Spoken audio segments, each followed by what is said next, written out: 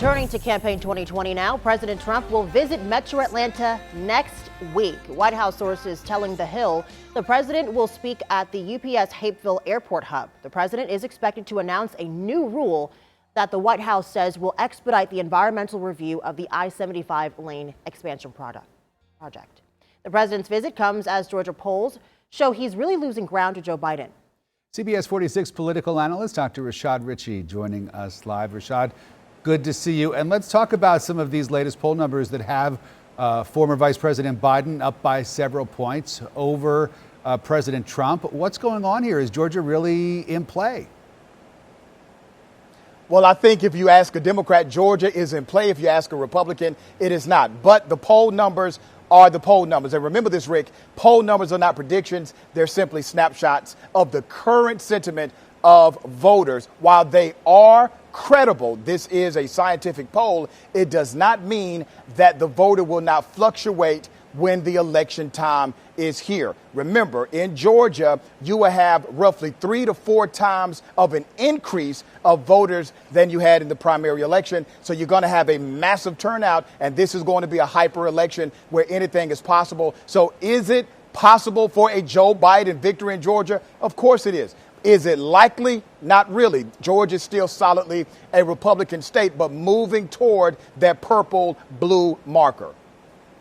Let's talk about some of those problems that we had during the primary election. You mentioned the greater number of people that are going to be voting in November. What steps have been taken, still need to be taken in order to eliminate some of the problems voters faced back in June? You know, June 9th, we can all agree that the election day chaos was a hot mess. November 3rd is the big test, but August 11th is the primary runoff. Now, the state of Georgia is doing some things different to help make sure these issues that we saw June 9th don't happen again. Number one, understaffing. That was the number one issue, according to voters. Understaffing. Number two, technology glitches. And number three, not enough operating precincts. Here's what the state of Georgia is doing. They are now advertising on social media, radio, and print media to make sure they attract more poll workers. They want to see younger poll workers as well. Number two, technology. They are offering technicians throughout the entire state to help with technology glitches and enhance training. Number three, the Secretary of State's office will tell counties, and we have 159 in Georgia, where they should increase polling precincts. Rashad, I have sort of a twofold question here. Number one, do you think any of these measures will work? And if they don't, what should voters do? Well, will these measures work totally? No, they will not. And here's why. Every election cycle has irregularities. You will never get a perfect election cycle. Here's the other part.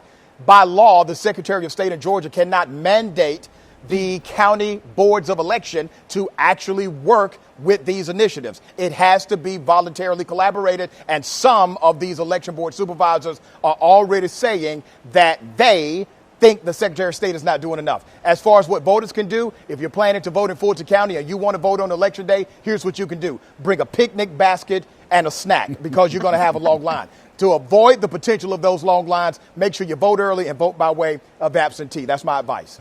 Don't forget your water, Rashad. That's right. Rashad Richey, thank you for that. Thanks.